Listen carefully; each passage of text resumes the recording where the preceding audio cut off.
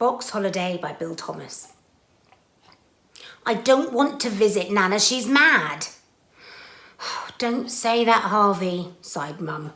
She's just a little eccentric. I chewed the bottom of my lip and stared venomously out the window as the car turned into the leafy road where Nana lived. It's only for a couple of days, and then I promise you we'll do something exciting. My eyes narrowed. Holidays were for fun, not for stopping with crazy old people. The car pulled up outside the house, and Mum pulled my bag out of the boot. Nana appeared at the door. She looked as if she was halfway through her thought but couldn't remember what it was. So much for a holiday. Hello, Mother, I can't stop or I'll miss my flight, called Mum. I don't know if Nana heard, because she had pulled a pencil and paper out of her pocket and was scribbling furiously. Barking, I whispered, staring at Mum. Mum's face painted itself into an apologetic grimace and she kissed my reluctant cheek. A couple of days, then we'll go to the dinosaur exhibition like you wanted. She ruffled my hair, jumped into the car, and with a beep of a horn was gone. I turned round to Nana. Your mother not with you? I stared back. The silence went unnoticed. Never mind, I have seen her before. Cup of tea. She marched back into the house, and I scraped my shoes up the gravel drive and followed her. Nana's house was a cross between a junk shop and a museum. Everything was old and framed with brass, and most of it was sprinkled with a greyish tinge of long-neglected dust. Do sit down, came the cheery voice from somewhere down the corridor.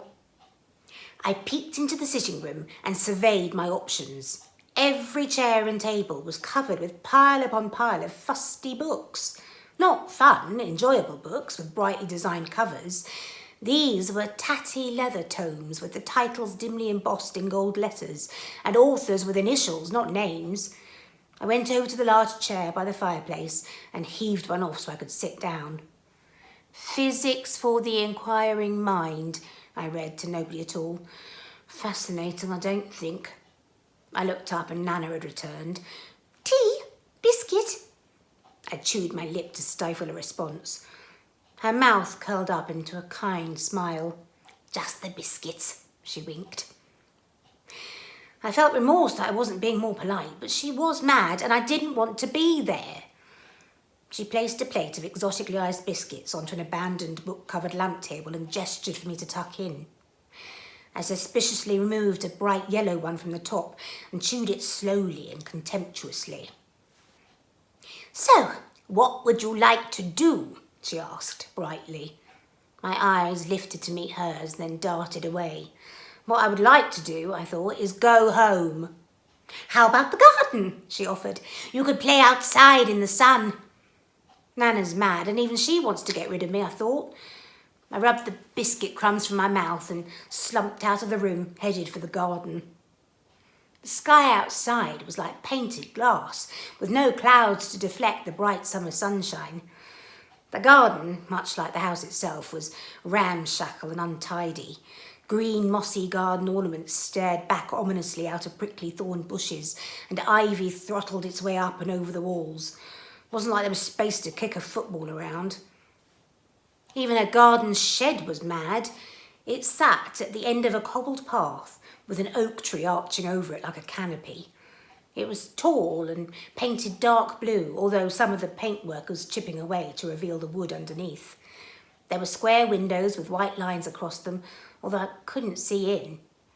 Police public call box, I read out loud. The garden seemed to sigh in anticipation as I did. I reached my hand out towards it and pulled the door. It was locked. An inquiring mind, I approve, chuckled Nana from behind me. What is it? I asked, accidentally breaking my unspoken vow of silence. A great scientific achievement, she said proudly. I looked at the old rotting shed and then back at Nana. She was serious. My grandfather made it, with my help, she said, patting it like a fondly loved pet. Would you like to see inside? I wanted to refuse, but the truth was I was intrigued. Yes, I answered and paused. Yes, please. Nanna held out her hand and unfurled it in front of me, revealing a shiny brass key. Go on then. I took the key from her and slid it into the lock. It turned with ease and I pulled the door outwards and stepped cautiously through. The first thing I noticed was a mass of lights flicking on in an instant. The next thing was the vast array of levers and lights, like a cross between a science lab and the dodgems at the fairground. I looked around in amazement, and then a third thing struck me. It was bigger inside than outside. I darted back out into the summer sunshine of the garden and felt my hands all around the shed as far as I could. It was definitely normal outside. I stepped back in bewilderment. Magic? I gasped. No, said Nanna. Science.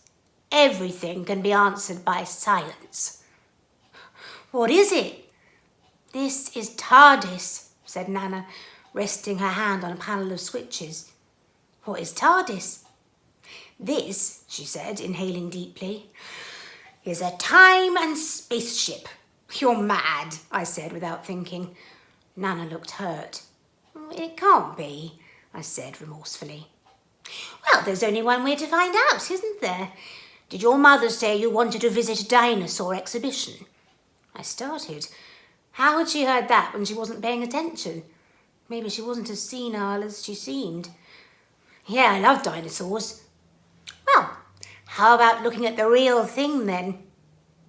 Her face illuminated into a beam, and the lines on her face were erased by a childish enthusiasm. Wow, really?